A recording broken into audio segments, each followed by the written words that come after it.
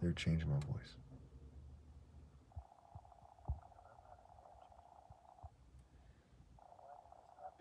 To Israel, which is obviously happening to the whole world. It affects the world. There's Jewish people all over the world. There's Palestinians all over the world. The English said to be missing at this point. Some are assumed dead at least.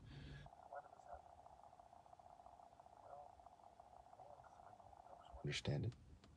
So it's a short book. There's not that many chapters. Nahum only has 3 chapters. And we look at the timeline of the Bible. Those books are very key in understanding this. So is Zechariah, Habakkuk.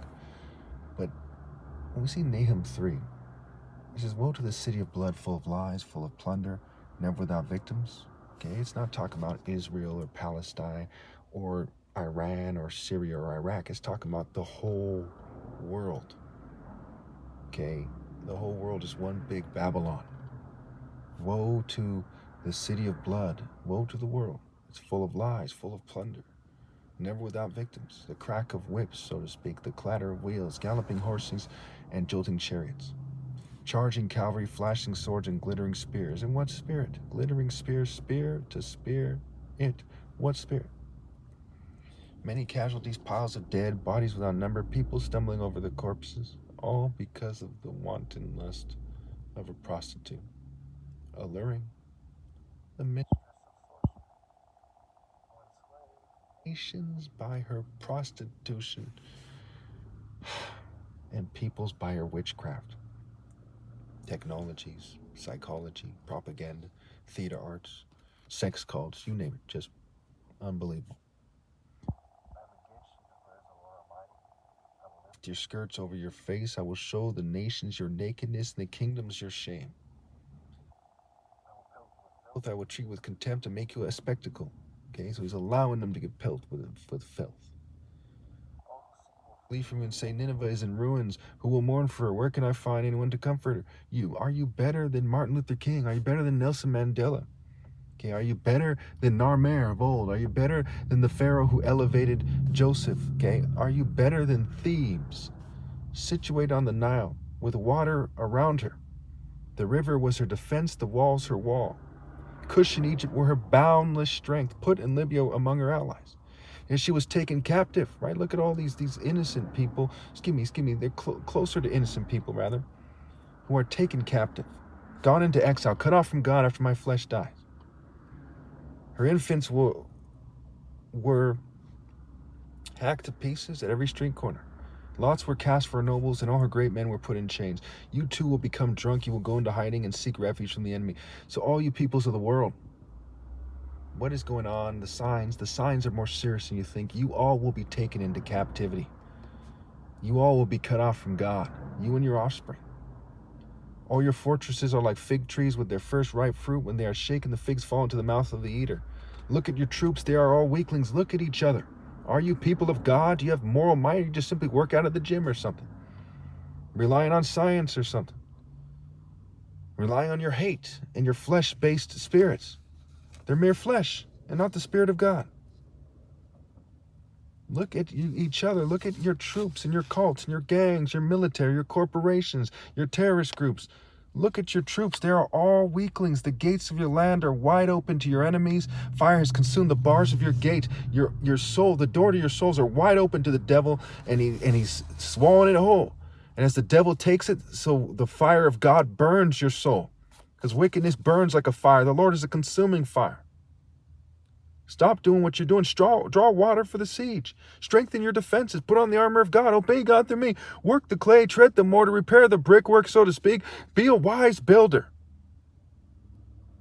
Because the fire is consuming you. The sword is cutting you down.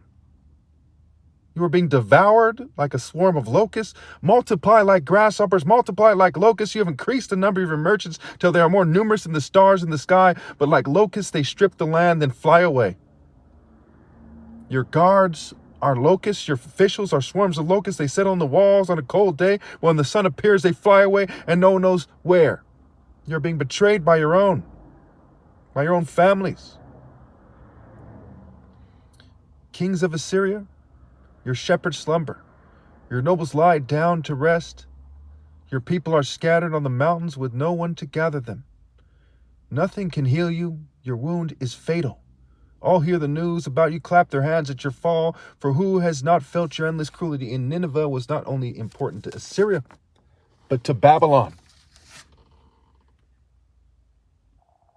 So it is the end, and eventually my flesh will die.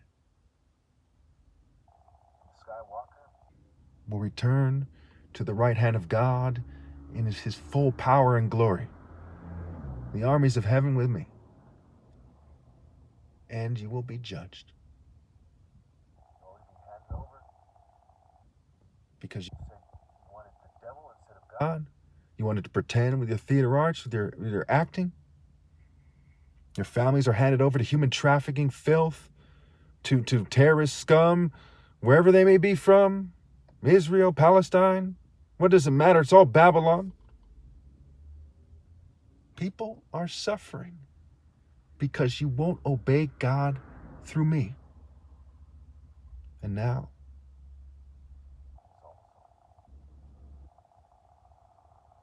rally and obey God through me immediately. That is the wise thing to do. Take it from the top martial artist ever, the son of 2 doctors. One is a brain surgeon, a humanitarian, but this is far more important than those titles. That's just evidence of who I am, the son of the uncontrolled brain surgeon who bore fruit, the top martial artist ever.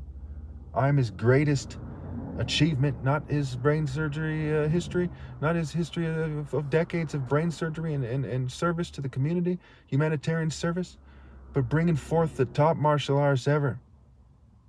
Have not I loved you people more than anyone ever has? Willing to die at any given time to bring you to God Almighty. Loving God with all my heart and obeying his command to help the neighbors here and abroad. We're all neighbors in a sense. Do not trust Babylon. Flee from them. Run to me. I am the gate. Come to me. Flee from Babylon and don't look back.